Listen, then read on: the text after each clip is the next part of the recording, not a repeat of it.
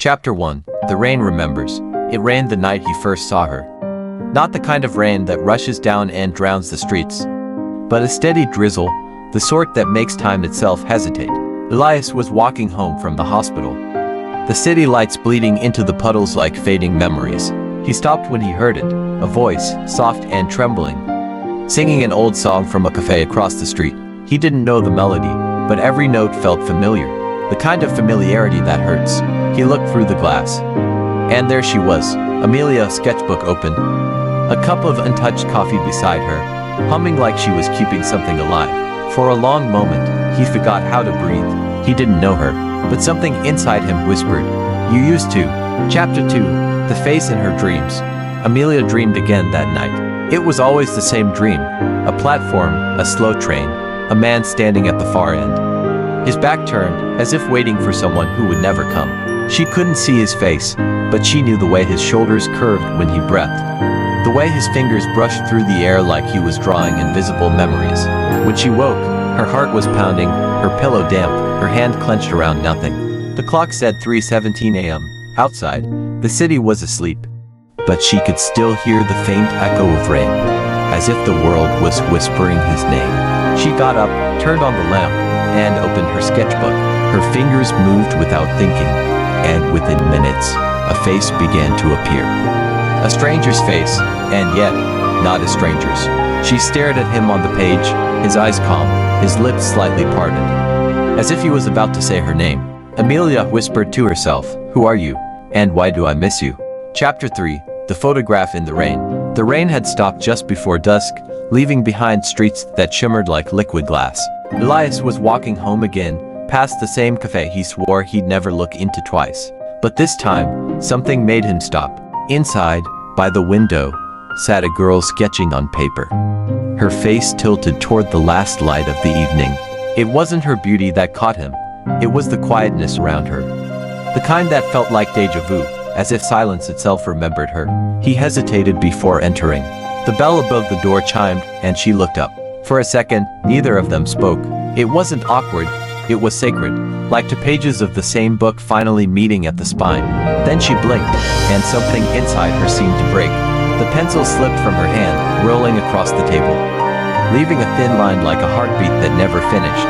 Elias picked it up for her. When their fingers brushed, he saw something, a flash, a memory that wasn't his, a train platform, a woman crying his name, her face, her voice, her smile.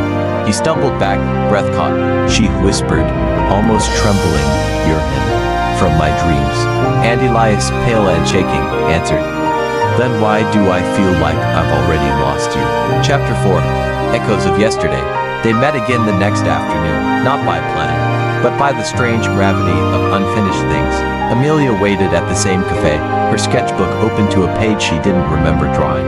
On it was Elias's face, eyes half closed, lips parted, as if he was caught between breathing and remembering.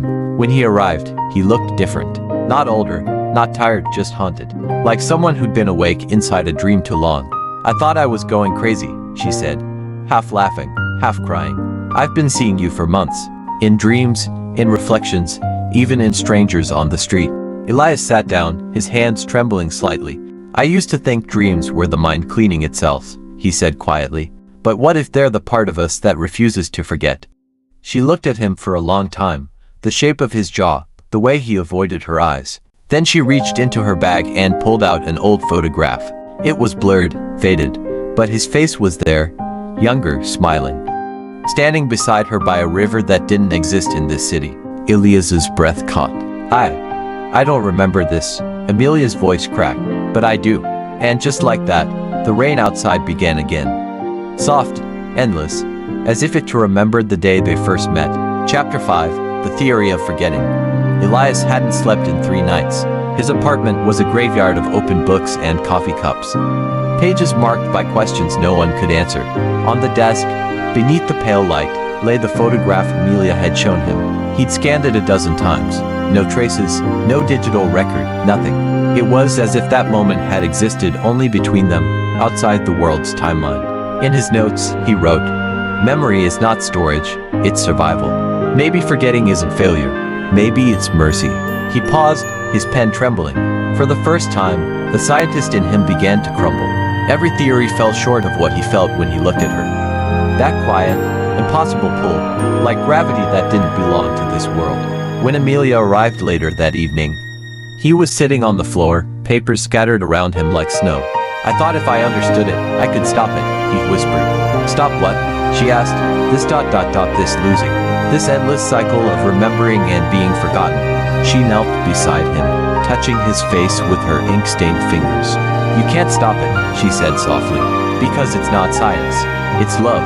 He looked up at her, eyes red, voice shaking. Then tell me, Amelia, what is love, if all it ever does is make us remember what we can't keep? Chapter 6, The Last Memory. They met by the river. The same river from the photograph. A place that shouldn't have existed, yet here it was. Quiet, silver, trembling under a pale sky. Elias stood on the bridge, hands gripping the railing as if holding on to time itself. Amelia walked toward him slowly, each step echoing like a memory being written and erased at once. I think it's happening again, she said softly. The forgetting. He nodded, unable to look at her. The air shimmered around them, the way heat blurs the horizon. I keep losing pieces of you, she whispered. Every time I blink, something disappears. Your voice, your face, the way you say my name. Elias reached out, his palm trembling against her cheek. Then don't blink, he said, almost a plea. She smiled through her tears. That's not how memory works. The light began to bend, colors melting into each other. The river below glowing like liquid glass.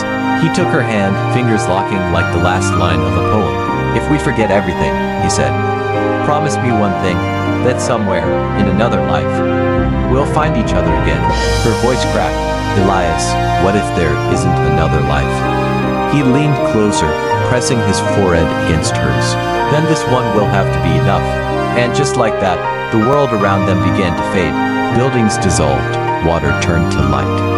And all that remained was the warmth of their hands. Two souls refusing to let go, even as the universe forgot their names. Chapter 7, The Silence After. Morning came quietly. The river was gone. The bridge was gone. Only the light remained thin, silver, like something remembering what it used to touch. Elias woke in his apartment, heart pounding, breath shallow. He looked around. No books on the floor, no notes. No trace of the sleepless nights he had lived through. And yet, when he closed his eyes, a name trembled on his lips. He couldn't say it. He didn't know why it hurt. But the ache was there, like the echo of a dream he had once loved too deeply to forget. Across the city, Amelia sat by her window, drawing the morning light. Her hands moved gently, as if guided by something she couldn't remember. On the paper, lines took shape, a man's silhouette standing by a river that didn't exist anymore.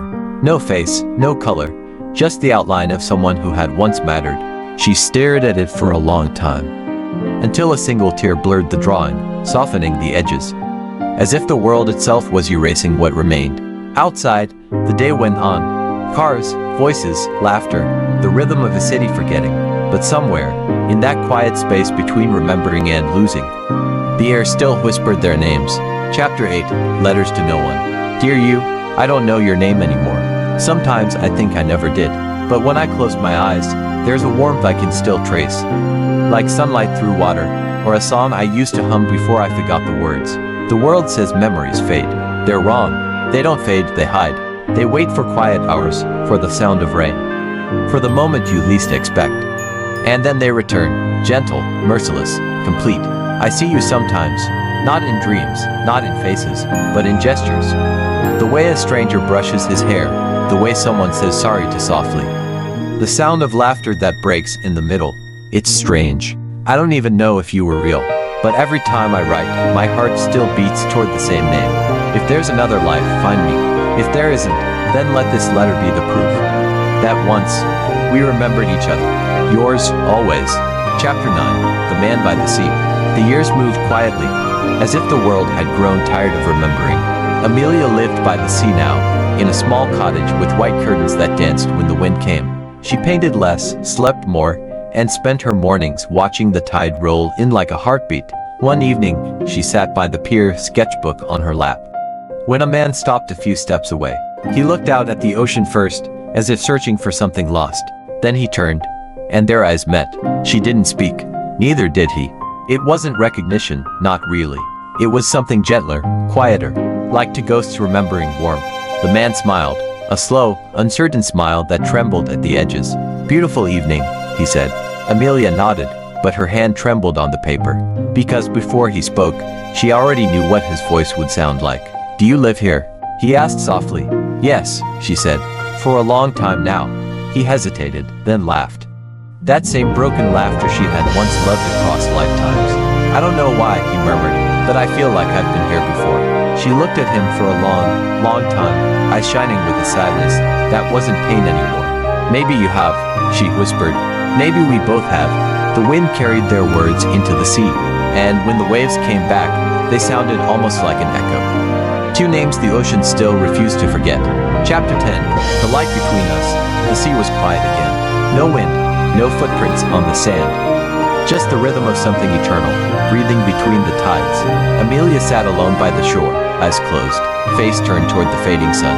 Somewhere behind her, a child was laughing. A sound so bright it made the air feel new. She smiled, not because she remembered, but because the warmth felt familiar. Far away, in another part of the city, Elias stood in front of a bookstore window. Inside, an old painting hung. A woman by the sea, her back to the light. No name, no signature. Just that same stillness he had always carried in his heart. He didn't know why it moved him. He just stood there, watching the brushstrokes glow in the afternoon light. As if something inside the painting was still alive. Sometimes, two souls don't find each other again. They simply leave traces, small echoes scattered across the world. A smile here, a word there, a painting, a song, a dream.